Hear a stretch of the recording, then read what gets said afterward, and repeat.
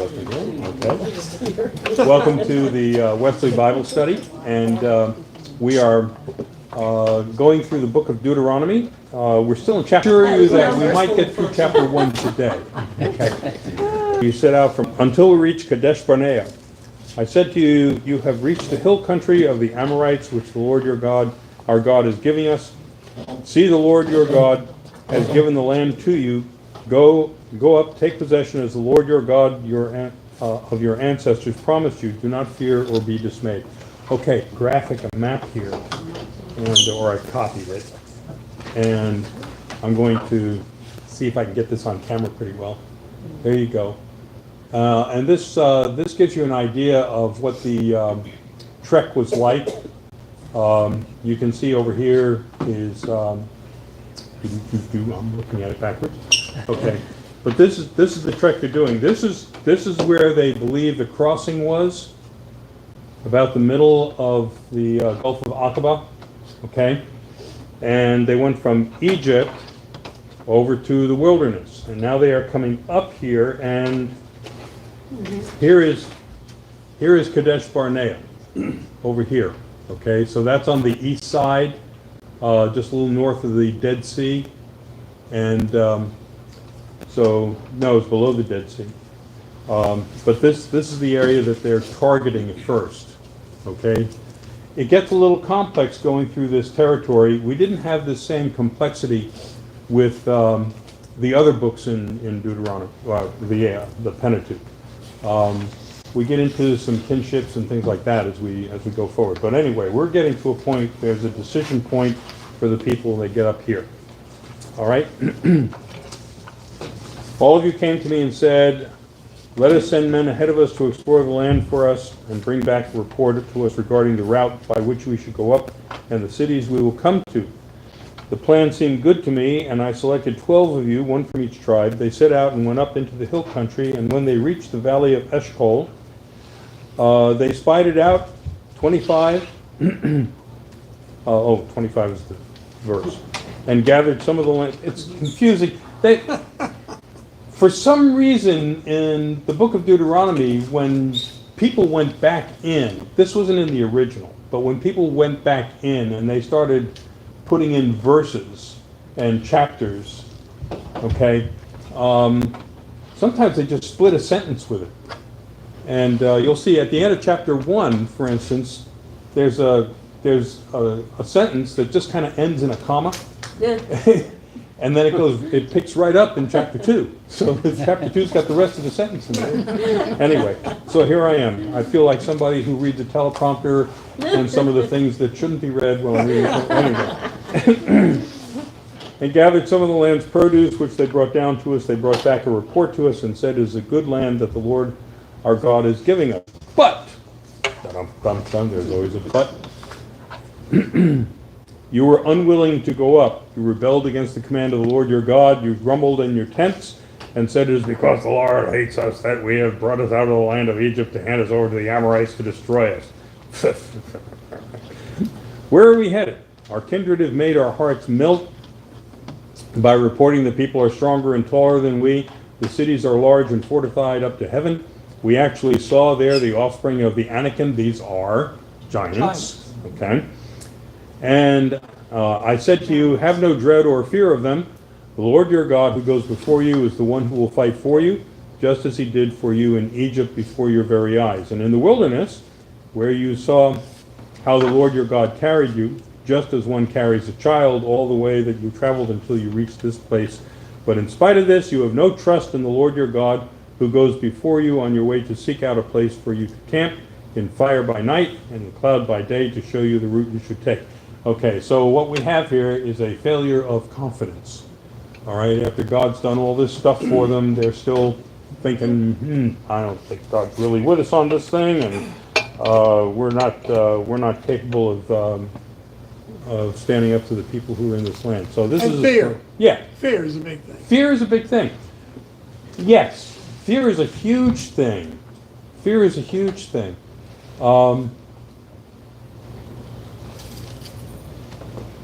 I remember in Desert Storm, before we got into it on the ground, there was a tremendous amount of activity in the air. And when we met the Iraqis, they would put up a token resistance and then surrender because they were just scared to death of us. And they should be. They should be. And they outnumbered us by far. The Iraqis really outnumbered us, and they had more tanks, they had more personnel.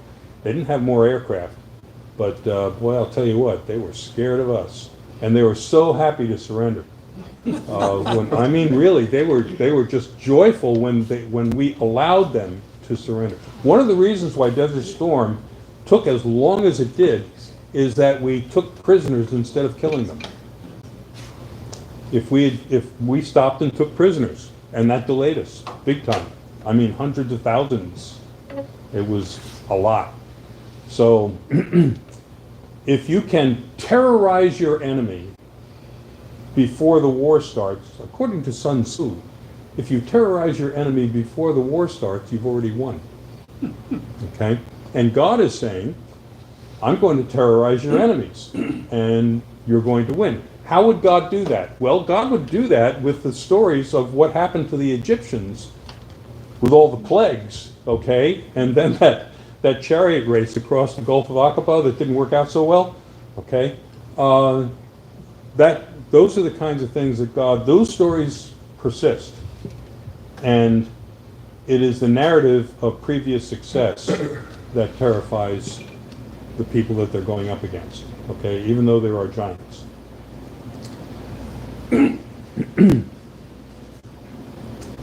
When the Lord heard your words, he was wrathful and swore. I hate when God swears. Not one of these, not one of this evil generation shall see the good land that I swore to give to your ancestors. I don't know that the generation was evil. I think they were just scared. Dennis. Yeah. Question. Yeah. This area you're showing, Yeah. is that where they stumbled around for 40 years? They stumbled around in what we call Saudi Arabia, which I can tell you, that's not nice terrain. Well, I mean, 40 years. I mean, Well, yeah, but then again, remember, biblical numbers are, oh, it's a time of, 40 is always a time of trial. It's also a time that is necessary to fulfill whatever the objective I is. thought one part of it was it allowed, that time allowed the present Israelis Yeah. to pass and die and Right. come back. The ones who refuse to go forward. Right. Yeah, that's exactly right. So So- it could have been 40 years, It might not have been 40 but years. it could have been. It could have been 40 years, In fact, in Deuteronomy, it only took 38 years to get rid of these people. Anyway. So, I mean, they got a discount. Anyway. Okay. Except Caleb, son of Jephunneh, he shall see it, and to him and to his descendants I will give the land on which he set foot because of his complete fidelity to the Lord. Even with me, the Lord was angry on your account. Even with me now, this is Moses talking, okay? Even with me, the Lord was angry on your account, not on my account, on your account. God's mad at you, and guess what? I'm just, here I am, so I'm part of you. You shall not enter there. Joshua, son of Nun, your assistant, shall enter there. Encourage him, for he is the one who will secure Israel's possession of it. And as for your little ones, who you thought would become booty to your booty, your children, who today do not yet know right from wrong, they shall enter there. I will give it. To them I will give it, and they shall take possession of it. But for you, the journey back into the wilderness. Journey back into the wilderness in the direction of the Red Sea. Poof. Okay? Well, remember, the Gulf of Aqaba is considered part of the Red Sea. So they have to go all the way around the Sinai Peninsula to get to the Red Sea. They're not going back into Egypt. Okay. You answered me, we have sinned against the Lord. We are ready to go up and fight just as the Lord our God commanded us. So All of you strapped on your battle gear and thought it was easy to go up into the hill country. Where'd they get battle gear?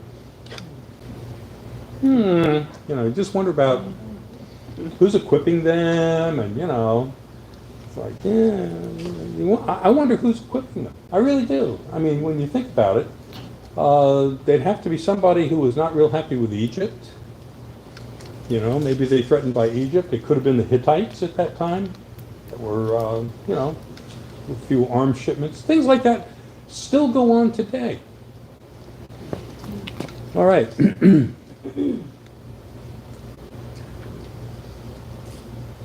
It's easy to go up into the hill country. The Lord said to me, say to them, do not go up and do not fight, for I am not in the midst of you. Otherwise you will be defeated by your enemies.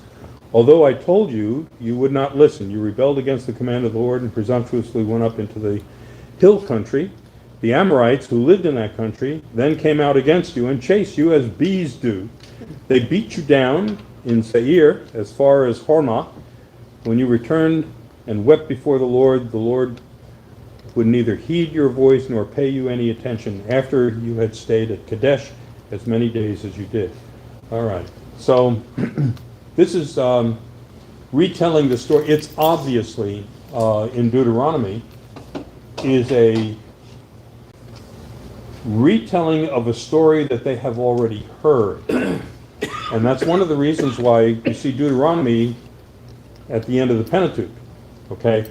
But the source material that the people have been paying attention to prior to Deuteronomy being written was there, and that's the material that the other books of the Pentateuch were based on when they went into Persian captivity. Okay? So it's an old story, and Deuteronomy is just telling the story again. Why is Deuteronomy telling the story again? Because Josiah wants to get them back to their understanding of nationhood. Josiah wants to get them back to a point where they are obedient to God and paying attention to the laws of Moses. So this is just, a reminder, it's a reminder. It's good for countries to have reminders. We have 4th of July, we have some other national holidays, Memorial Day, Veterans Day, all those things. There are national holidays that we have, Martin Luther King Day, just to remind us of the story. Because as we have seen, there are some people who'd rather not hear it. And they want to erase the story. It might not be a good story, but you need to hear it. Okay? Just so you can learn from the mistakes that you've made in the past. Okay, we journeyed back into the wilderness in the direction of the Red Sea as the Lord had told us, and skirted Mount Seir for many days. Then the Lord said to me, you have been skirting this hill country long enough, head north, and charge the people as follows. You are about to pass through the territory of your kindred, the descendants of Esau who live in Seir. So what you're looking at is the sons of Israel pretty much moved into this territory. It looks like God is giving the offspring of Israel some land of their own. And he's done this before, and it's not the promised land that he's giving to these people. Okay? Well, actually, it's Jacob, I guess. Sons of Jacob. All right.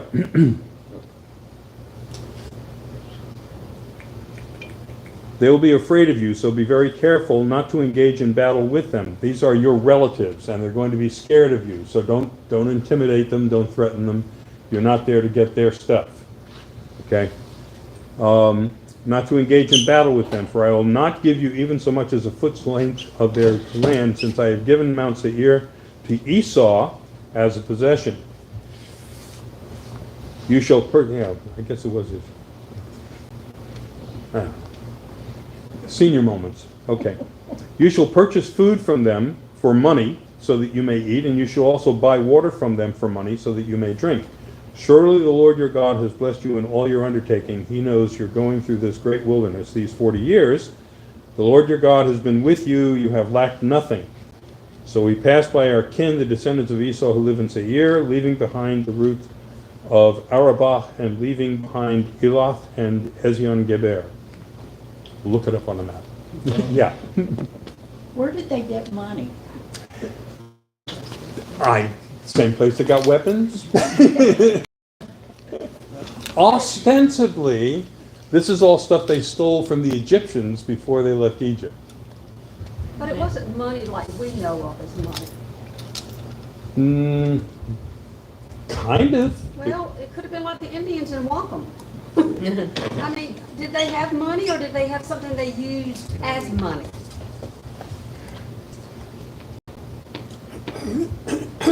They were using money then. They were? Yeah, and there was bartering without money, okay? They evidently had livestock that they could sell to local communities. They were nomads, and they lived like nomads, you know?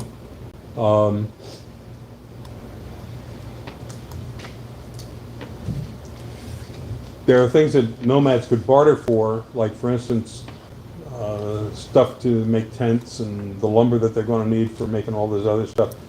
But at the same time, if you're in a nomadic community, you really don't want to be backpacking a whole lot of stuff, so money is better. Okay, they are also on a major trade route. They're also on a major trade route. And understand that if you're coming from Yemen, if you're coming up the Arabian Peninsula and you're coming up from Yemen on a land route or a sea route, and you want to avoid the Egyptians, you're going to be going in on the Saudi side. And now that's a major trade route. And if you've got a lot of people there who manage the trade route, where the wells are, where the grazing places are, you know, where you can, you know, like if you came from the sea, you've got to buy camels to go the rest of the way. So there's wheeling and dealing that's going on. You know, they've had 40 years to perfect a trade and to Yeah, make money off of it. yeah, they're good. And, you know, it looks, and, you know, every indication is from Exodus, is that by the time the people are ready to do their numerous. So they, you know, their population has grown. They've been able to sustain their people pretty well. And believe me, there's money to be made on tolls. Well, you know, the sad thing is that through our life, we've been taught they left Egypt, they crossed the Red Sea, Yeah. they wandered for 40 years, and they ended up in the Promised Land. Just like that. Just like that. Just like that. Isn't that something? Isn't that something? Okay. But I like it the other way.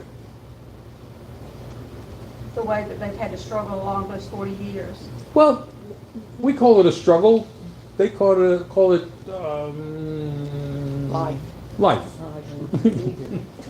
You know, you know, their kids did better than their parents did.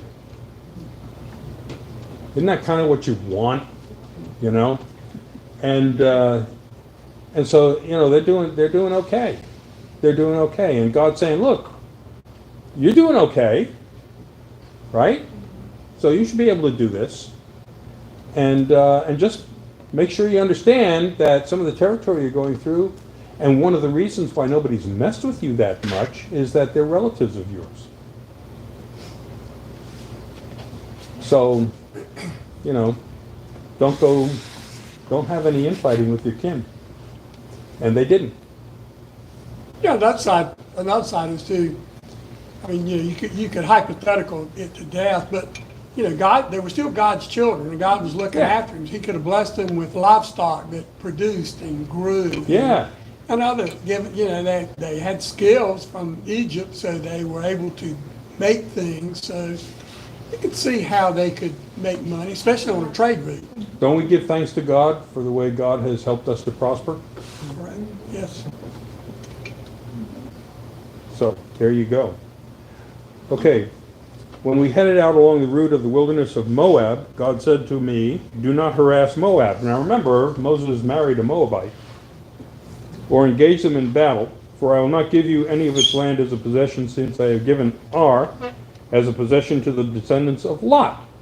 So Moses actually was marrying a Moabite woman who was technically kin.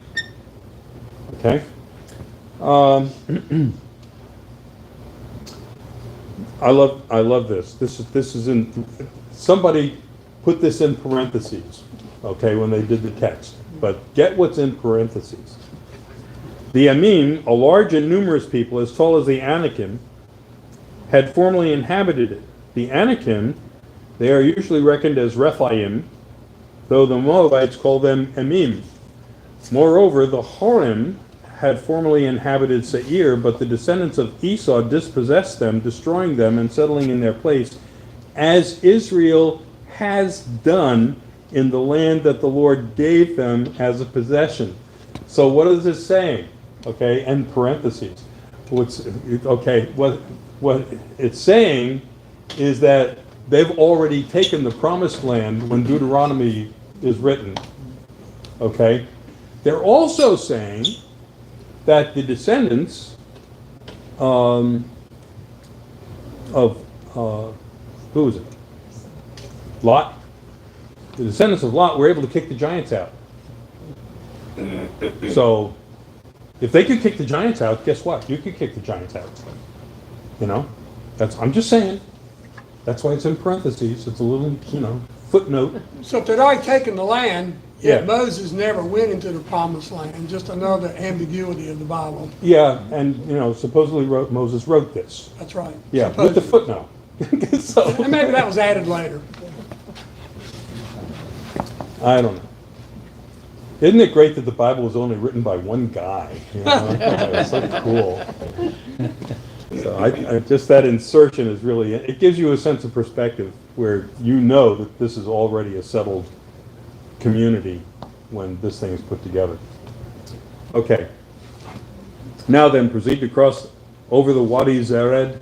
So we crossed over the Wadi Zered, and the length of time that we traveled from Kadesh Barnea until we crossed the Wadi Zered was 38 years, until the generation of warriors had perished from the camp, as the Lord had sworn concerning them. Indeed, the Lord's own hand was against them to root them out from the camp until all had perished, and it only took 38 years. So if somebody tells you that it took 40 years to get rid of, no, it took 38 years. God was that fast. God was a little impatient.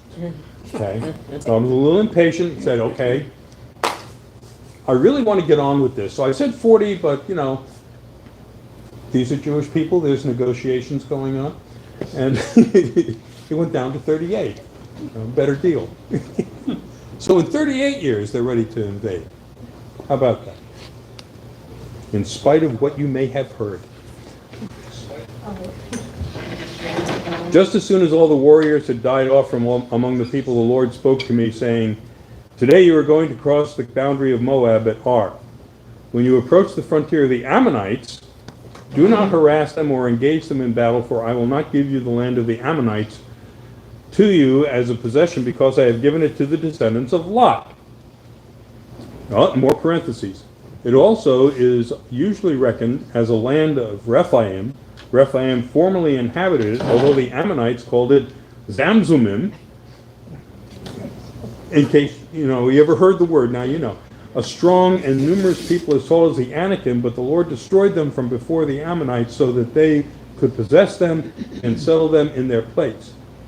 He did the same for the descendants of Esau, who live in Seir, by destroying the Horim, who are like the Anakim, okay, who had lived in settlements in the vicinity of Gaza, the Kaphtorim, who came from Kaphtor. Where else would the Kaphtorim come from? It's Kaphtor. Okay. Destroyed them and settled in their place. And parents. Okay, another footnote in there. Just showing you that these giants ain't so big.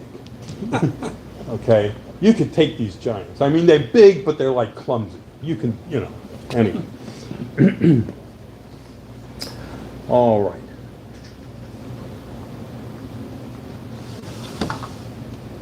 Proceed on your journey and cross the Wadi Arnon. See, I have handed over to you King Sihon of the Amorite of Heshbon and his land. Begin to take possessions by engaging him in battle this day. I will put the dread and fear of you upon the peoples everywhere under heaven. When they hear report of you, they will tremble and be in anguish because of you. Okay, so now what's going on here? They finally found somebody they can fight, okay, and steal their land. So now it's, Sion, we've heard this story before, okay, and it's kind of interesting because it's one of those deals where somebody gets an option, but God makes him stubborn, and so he's going to be resistant, and that's the excuse. Okay, same thing with Pharaoh. So listen how this works out. Defeat the king of Heshbon. So I sent messengers from the wilderness of Kadesh to King Sion of Heshbon with the following terms of peace. So God said go attack them, but they're making a peace offering to them. It seems like, why would you do that if God wants you to whack these guys, right? Okay. If you let me pass through your land, I'll travel only along the road. I will turn aside neither to the right nor to the left. You shall sell me food for money, so that I may eat, and supply me water for money, so that I may drink. Only allow me to pass through on foot, just as the descendants of Esau who live in Seir have done for me, and likewise the Moabites who live in Ar, until I cross the Jordan into the land that the Lord our God is giving us. So he's telling them, we're not interested in your land, even though God said, be interested in their land. Okay? So it's all a lie. Okay? But King Sion of Heshbon was not willing to let us pass through, for the Lord your God had hardened his spirit and made his heart defiant in order to hand him over to you as he has now done. See? So you can blame it on God that there was a war with this guy. Well, can't you do the same thing with Pharaoh? Well, he did. Yeah. You- Yeah. God- It's an interesting God. Yeah.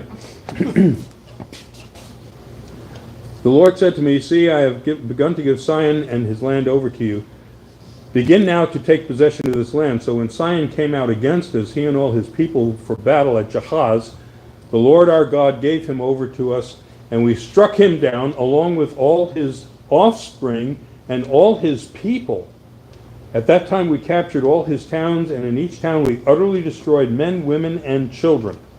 We left not a single survivor. Only the livestock we kept as for spoil for ourselves, as well as the plunder of the towns we had captured. From Aurora to the edge of the Wadi Arnon, including the town that is in the Wadi itself, just in pounds here. As far as Gilead, there was no citadel too high for us. The Lord our God gave everything to us. You did not encroach, however, on the land of the Ammonites, avoiding the whole upper region of the Wadi Jabbok, as well as the towns of the hill country, just as the Lord our God had charged. So what's happening here? They are committing genocide. And they are stealing everything that everybody had. Just like, as we saw in the previous things, God had already allowed the descendants of Abraham to do. Okay? So this is a typical method for dealing with enemies in those days. Let's go back. So what do you mean by descendants of Abraham? Esau, Lot, Oh, okay. Lot's Abraham's brother. Okay? These are, same family. God made a promise to, who is it? The brother of Isaac, Esau. Okay, the brother of Esau. God said he would make him a great nation. Right? So if you're going to be a great nation, you've got to own something. And this is how God did it. He pushed out these people, these giants and all this stuff. And what they're saying is, you're in that same family, you can knock out these giants too if you want.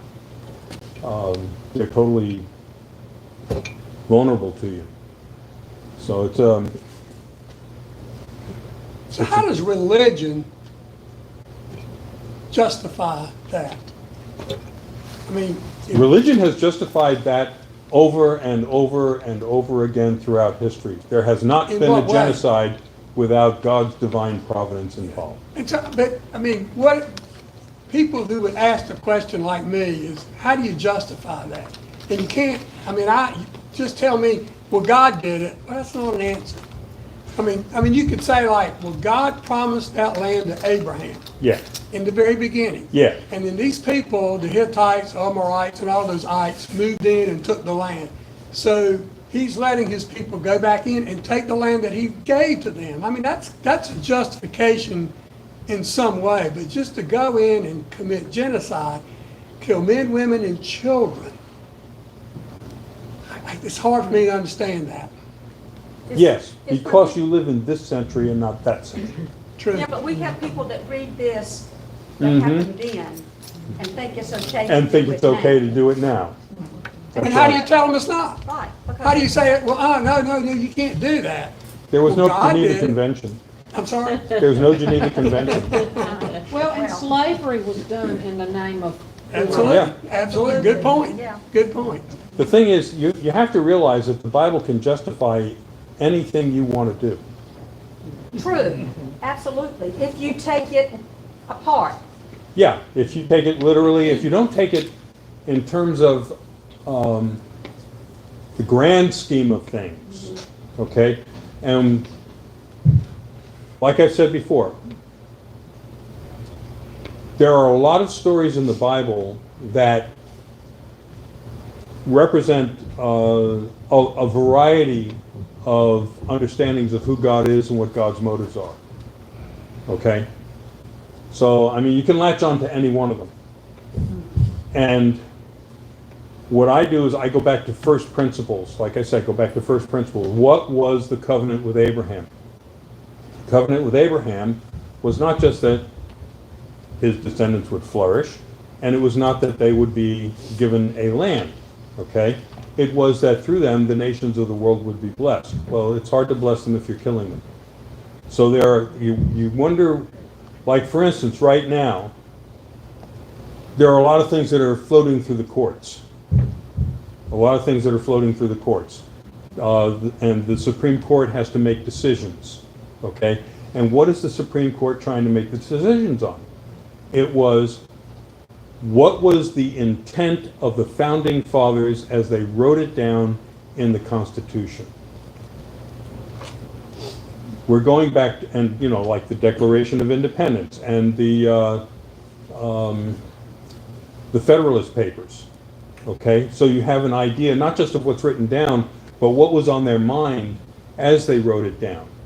And what we're trying to do is you want to make sure that what you're doing now is consistent, not with what you want to do or what's convenient to do or even what everybody's voting to do. You want to make sure that it's consistent with the first principles, okay? And like slavery was not consistent with the first principles.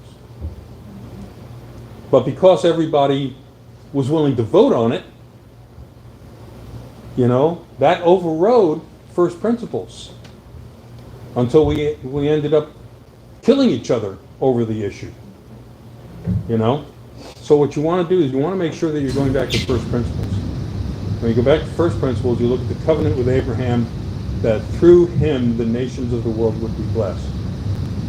And I think God, I mean, he was showing us that he was taking care of them that whole time. Yes. And like he takes care of us now. But at the expense of other people's lives. Yeah. Yeah. See, the United States is an interesting experiment in human history. We started out like any other European power or Asian power, where we determined that through force of arms, we could impose our will and steal land. Okay, so you start looking at the Indian Wars and stuff like that, and we moved in and dispossessed people. We annihilated a lot of them and dispossessed them from their land, okay? You get kind of a transition happening with the Mexican War, where we were more interested in defeating a government than in stealing the land. We did get the land, but we didn't dispossess the residents, okay? And then you got to the Spanish-American War, during a period of great colonial expansion by European powers, and we thought we could buy into that. So in the Spanish-American War, we actually took land that we really had no claim to, and but we didn't dispossess the population. And now we were engaged in more modern history. We engage in really some pretty vicious wars, and yet the only property that we've kept have been the cemeteries for the soldiers who died there. You know, we're not interested in taking their property. I remember having a discussion with an Arab when I went over. It was during Desert Shield, and it was interesting. We went into a shop, and the guy was very gracious and welcomed us. He even allowed me to see his falcon, which is a huge deal over there. To see his what? His falcon. Real falcon? A real falcon. I mean, falconry over there is phenomenal, okay? So for me to be able to see his falcon, that was huge. And he asked me, you know, why are you here? And I said, because there's a potential invasion, Iraq. We don't want Iraq to dispossess you and to control all of the oil that's going to the world. They said, yeah, but what about when the war is over? I said, that's up to you. I said, when this is over, we're leaving. We're out of here. And he couldn't believe it.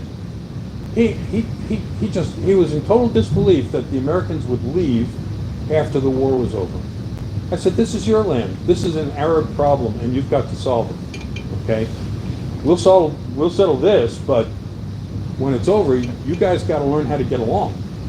And I said, that's up to you. I can't tell you how to get along with your neighbors. And we're not here to do that. We're just here to say one neighbor can't invade the other. But how it works out after that, it was like, I never heard such a thing. You know? You mean you're not going to stay and steal our oil? You know? He thought we were going to stay and steal their oil. No. No. In fact, when we left there, all the contracts went to some foreign oil company. All the Iraqi oil, like, you know, BP and Shell, they got the contracts. We can get the contract. So, I mean, we didn't even, and we're still out there guarding other oil companies' assets. So it's crazy. It's crazy. But we don't do that anymore. Yeah. You know, the Constitution is an amazing document. It is. That it is still viable right now, as it was 250 years ago. Yes. And that we still go by the precepts and conditions of that. The thing that's, the thing that's really amazing about the contract, the Constitution, is that it's a document that recognizes that we will always be in a dynamic tension in our government. Okay? And there's another thing about, well, especially about the Declaration of Independence. You know, we go up to Williamsburg, as I mentioned many times, and the coat of arms for the king was by God's right. So the king has a divine